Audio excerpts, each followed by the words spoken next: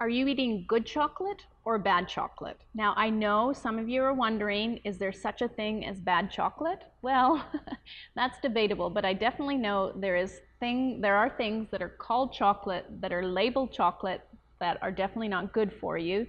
They might taste great, but they have much more of a downside to your body than the good that they're doing. So a lot of information is out there about how good chocolate is for you. Now remember, anything we find in nature has nutrients in it is good for us. But the problem is that most of the chocolate out there has been so bastardized by how it's actually refined and treated, and it's bumped up with sugar and all kinds of fillers and chemicals, that basically there is really no goodness in it. And what's happening is we're eating it, and because it's full of these refined sugars and milk that has opiates in it, it gives us this real, and obviously the chocolate itself, which is theobromine, which is the food of the gods, it tastes amazing, it gives us that sweet hit, gives us a drug-like hit, and we think, man, isn't this great that it's good for us? And the reality is it probably isn't so much. So what you're going to find is as you move to the healthier chocolates that have less of those things in it, it's going to have a different impact on your body. And often what we're wanting when we're wanting the chocolate is not so much the chocolate flavor, not so much the sweetness, but the drug-like reactions that it actually gives our bodies. And so when you start to move to the healthier chocolates, you're going to notice you feel differently. And maybe it doesn't actually take you into that drug-like state like the refined chocolates do. So in a sense, it becomes less satisfying because you're not getting the same experience you used to have, and you're also adapting to a different flavor. So I want you to keep that in mind when you start to move and transition into the healthier chocolates. And also keep in mind that most of that information out there about how healthy chocolate is actually sponsored by chocolate companies. Not all of it, but if it is coming from nature, it's going to have nutrients in it, but closer to how you actually find it in nature.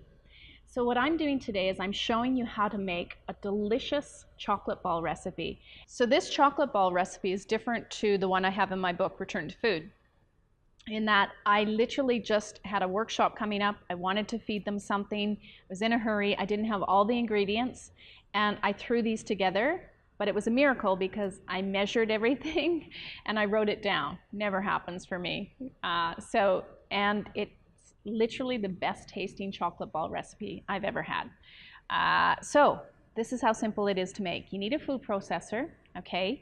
It doesn't have to be brilliant, but you need a food processor. And it doesn't work as well in a high power blender like a Vitamix because you need more blade space.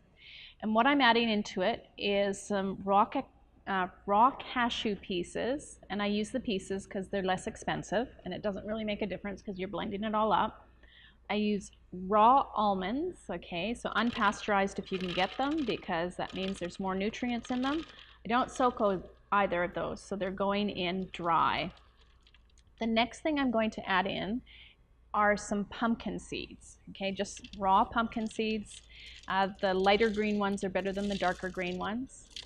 And then I'm going to add in some hemp hearts. Hemp hearts are a wonderful food. Tons of nutrients in it, great source of fiber, and add a really delicious, unique flavor to it.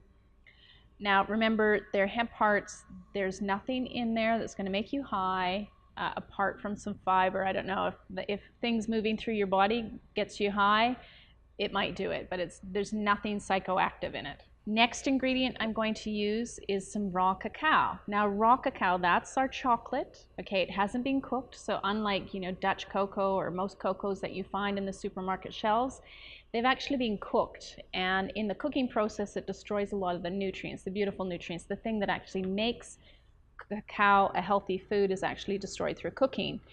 So you can actually get beautiful flavor with the raw cacao. There's flavonoids in it, there's magnesium, there's something called PEA, which is like the love drug, the thing that makes you feel so good after having chocolate, theobromine, which is one of the reasons they called it,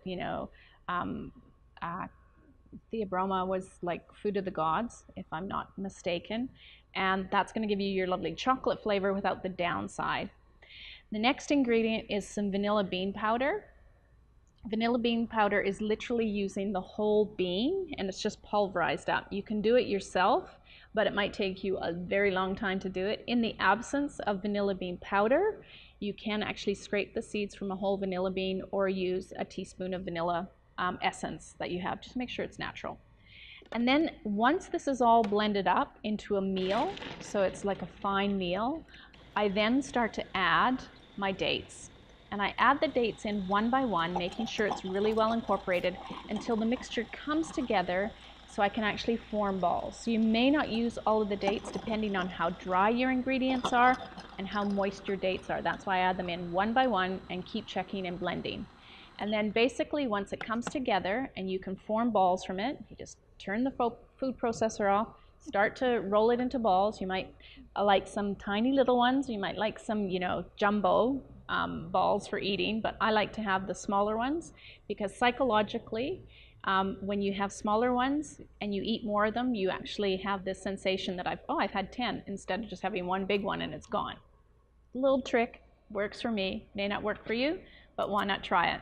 And lastly, remember this is something that you can enjoy without having to worry about the downsides, but as always, there's lots of energy, lots of resources that have gone into this, so appreciate that it would take you a long time in nature to source all of this and make all of it, and start to eat what you're eating mindful of that. And I promise you, it will change your relationship with chocolate and how you feel about it, and you will get a pleasure on another level that all that kind of junky, refined sugar chocolate could not possibly give you.